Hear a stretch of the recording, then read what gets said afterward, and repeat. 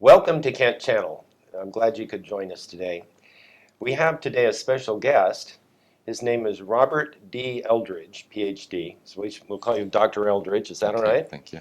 And Dr. Eldridge's most recent assignment was Deputy Assistant Chief of Staff for Government and External Affairs with the Marine Corps in Okinawa, and which um, sounds like a really important position. I, I think it's an important position. I think it's a very exciting position, and it was a position where I could use some of my skill sets, expertise on Japan, expertise on Okinawa, for the betterment of U.S.-Japan Okinawa relations. You've been in Japan for 21 years? 25 years. 25 years, Yes. okay. Well, I have it up on you. I've been here for 40, but anyway. Uh, and you used to teach at Osaka International University, right? Osaka Oh, University. Osaka University. Right. Ooh, good school. Okay. And and um, and then you went to work for the Marines and doing this community affairs. I would guess that the peace demonstrators Hmm. down in Okinawa have given you a bit of a headache. Just for our viewers, in case you don't know, since this is in English, in Okinawa, they're they're trying to move one of the bases from a place called Futema up north to another place, and every um, every kind of peacenik there is in the country has come out, and some from other countries, to protest, and it's turned into a real hullabaloo. But you must have been right in the middle of that. Um, I was. We were down there. As you mentioned, there are a lot of various types of protesters that are down there. What, like what? Like who?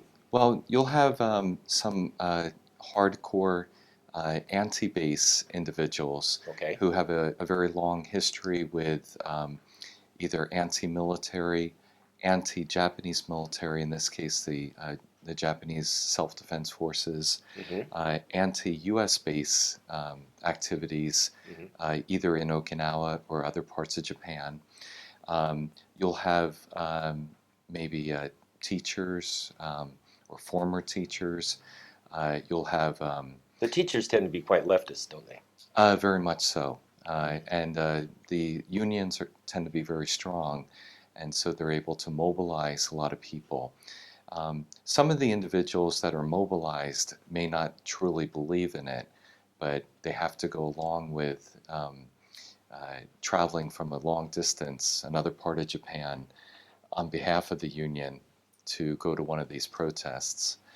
Um, you have you have some foreign protesters there. Hmm. Uh, we have down there are Australians, uh, some Kiwis from New Zealand, uh, some British, uh, even some Americans who are assisting the protest movement down there. Their And then, motivation is what?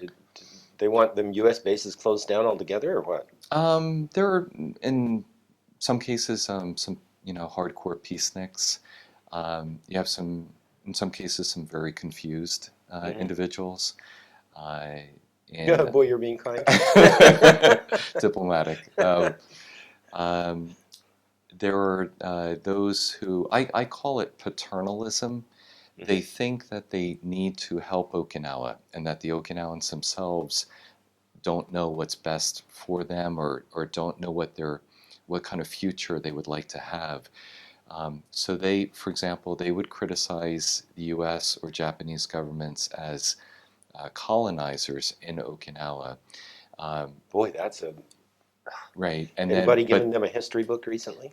right, and these outside activists think that they're helping Okinawa, but in many ways they seem to be further confusing the situation. Hmm.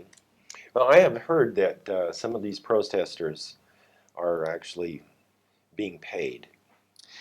There are quite a few protesters that are being paid. Do they really believe in it, or do they just do it for the money? Well, I think there's a little bit of both. Hmm. A lot of those that are being paid are those that have essentially senior citizens. If you were Hmm. to go to some of the sit-in protests or some of the activities near Futenma Air Station, for example, I think the average age would be about maybe 71 or so. Oh, wow, that's Yeah. pretty high, even considering that Okinawa has the highest longevity. Right, but you're forgetting most of them aren't from Okinawa. Oh, that's right. They're not Yeah, from Okinawa. they're Okay. from other parts of Japan quite often. And one way you can see that or can hear that is their intonation or their dialect tends not to be Okinawan Okay. dialect or intonation. And having spent 20 years in Osaka, I'm quick to recognize Osaka dialect among the protesters.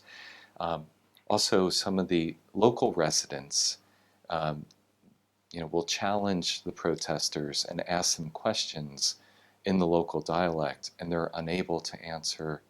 So we know they're from Yeah, outside. correct. And the source of these funds is? There's a variety of places.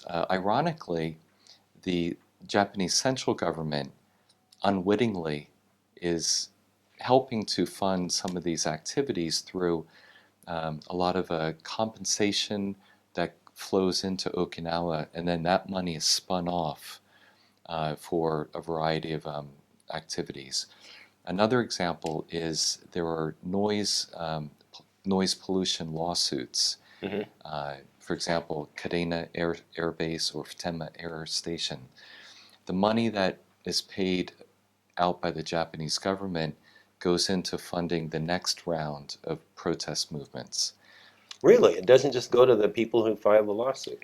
A part of that money goes, but a significant portion is skimmed off for these protest activities. And I've heard a lot of rumors that the Chinese Communist Party is funding some of this.